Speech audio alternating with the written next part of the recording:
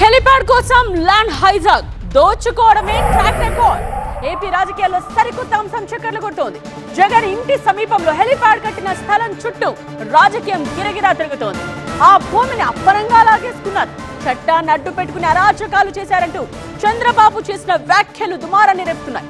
ఇంతకీ ఆ హెలిప్యాడ్ నిర్మాణంలో అసలు ఏం జరిగింది? ఆ భూమికి అసలైన ఓనర్ ఎవరు? తాడేపల్లిలోని జగన్ నివాసానికి ఆనుకుని హెలిప్యాడ్ ఉంది. జగన్ సీఎంగా ఉన్న సమయంలో ఆయన పర్యటనలకు వీలుగా ఉండేందుకు ఈ హెలిప్యాడ్ నిర్మాణం జరిగింది. ఈ హెలిప్యాడ్ పై సీఎం చంద్రబాబు చేసిన వ్యాఖ్యలు హాట్ టాపిక్ గా మారాయి. హెలిప్యాడ్ నిర్మించిన భూమిని బలవంతంగా లాక్కున్నారని చంద్రబాబు చెప్తున్నారు. ప్రైవేట్ వ్యక్తికి చెందిన భూమిని హెలిప్యాడ్ కోసం అడిగితే ఇవ్వకపోవడంతో 22A పెట్టి లాగేసుకున్నారని అంటున్నారాయన. ఆనాటి ముఖ్యమంత్రి ఇంటికి ఆయన ఉండే ఇంటి పక్కన హెలిప్యాడ్ కావాలి. దానికోసం ఒక అతన్ని ఇమ్మంటే ఓన్ ల్యాండ్ నేను ఇవ్వనన్నాడు. అతను వేరే దగ్గర నుంచి కొనుక్కున్నాడు. అలాంటి ల్యాండ్ ఇవ్వమంటే ఇవ్వకపోతే బలవంతంగా టేక్ ఓవర్ చేసి అతను ఇన్లేదు కాబట్టి 22A కింద పెట్టేశారు. 10 ఎకరాల భూమిని బలవంతంగా లాక్కోవడమే కాకుండా రైతుపై కేసు కూడా పెట్టారంటున్నారు.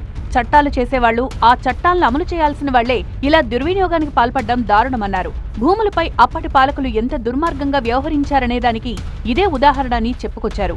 ఈ విషయంలో త్వరలోనే చర్యలుంటాయన్నారు సీఎం చంద్రబాబు. సాక్షాత్తు చట్టాలు చేసే ముఖ్యమంత్రి, చట్టాలను అమలు చేయవలసిన వ్యక్తి ఒక ప్రైవేట్ ఆస్తిని 22A కింద ఇల్లీగల్గా పెట్టాడంటే ఇది పరాకాష్ట.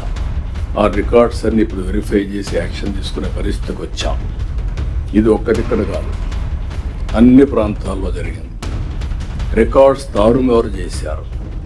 22A కింద వెళ్ళడం చాలా ఈజీ.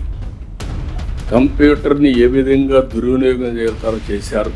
తాడేపల్లిలో హెలిప్యాడ్ కోసం రైతు భూమిని బలవంతంగా లాక్కున్నారనే ఆరోపణల్లో వాస్తవం లేదంటోంది వైసీపీ.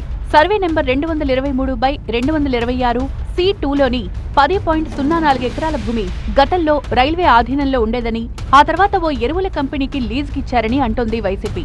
రికార్డుల ప్రకారం అది ఇప్పటికీ రైల్వే ప్రభుత్వ భూమిగానే ఉందని, అక్కడ ఎప్పుడూ వ్యవసాయం జరగలేదని వైసీపీ అంటోంది. మరోవైపు ఆ భూమి తనదిగా చెప్పుకునే ఓ రైతు ఇటీవలే సీఎం చంద్రబాబును కలిశారు. భూమిని తిరిగి ఇప్పించాల్సిందిగా ప్రభుత్వాన్ని ఆశ్రయించారు. దీంతో ఆ భూమికి సంబంధించిన రికార్డులను బయటికి ప్రభుత్వం తీస్తోంది. అసలేం జరిగిందనే దానిపై పూర్తి ఆధారాలు సేకరించి చర్యలు తీసుకునే ప్రయత్నాల్లో ఉంది.